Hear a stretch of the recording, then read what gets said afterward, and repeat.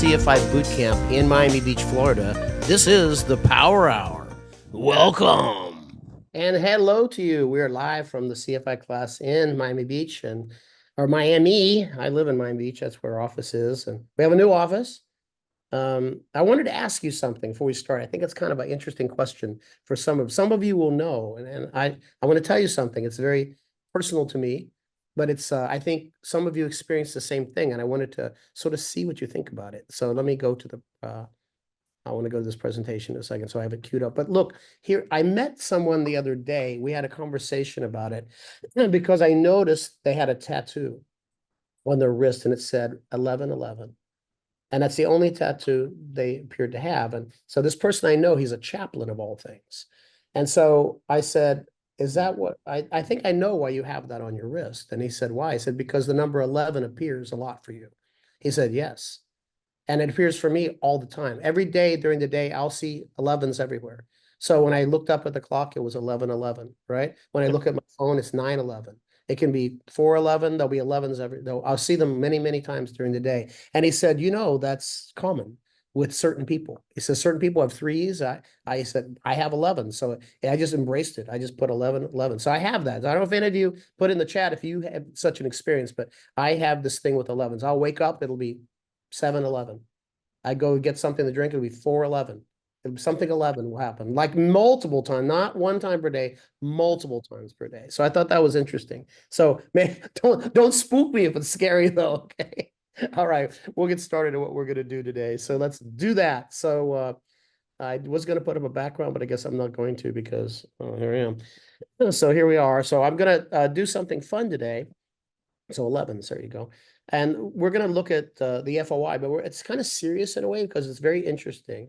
My contention, if you don't know me, so my idea of things is we make flying way too hard, make it way too complicated. There's too much information to know. DPs are a challenge they're set in their ways, all these things, these systems in place that aggravate me, right? So that's kind of how it is. And so sometimes in my quest for I like to look at things like in historical perspective. I like to say, how do we do it then? How do we do it now? Is there anything we lost in that process? Or was it a good thing? We entirely abandoned all that? Was that a good idea? And sometimes we get the answer, yes, it's best we left some of that where it is.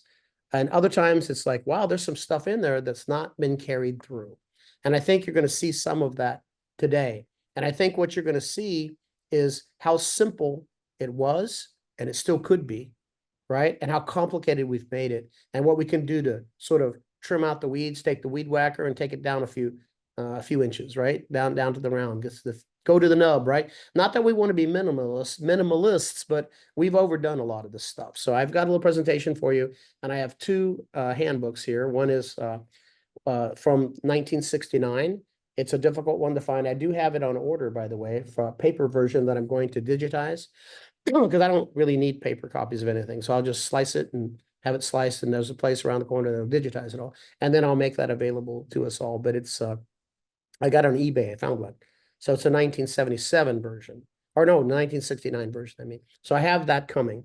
That'll be here on Wednesday, and then I'll digitize it because there are things in there. And then I think, of course, I'm the only one who's had this epiphany. I'm the only one who could have ever thought that we should be revisiting the things from 1969. But then you know what happened. So I go, as you know, you go down the rabbit hole. Let's go Google. And then I see, I put in the AC number for that book, which is an AC. And then Rod Machado had talked about this in 2012. And he said, the syllabus was a lot easier. So I just gonna take the excerpts from it and give it to you. So he did that. And then you can find that, you can find an excerpt of the book, not the whole book, but he puts the syllabus because he said things were just easier, and you can still follow this today and it works just fine. So I thought, wow, there's something, right? So I wanted to I thought I was the first one did it, but obviously I'm not. So I also thought I was the only one who understood 8-sum pylons mathematically, and that's not true either, evidently. So we did a power hour on that before. We're going to take a break at about 30 minutes into this thing, so at about 12:30, and I'll go through the room.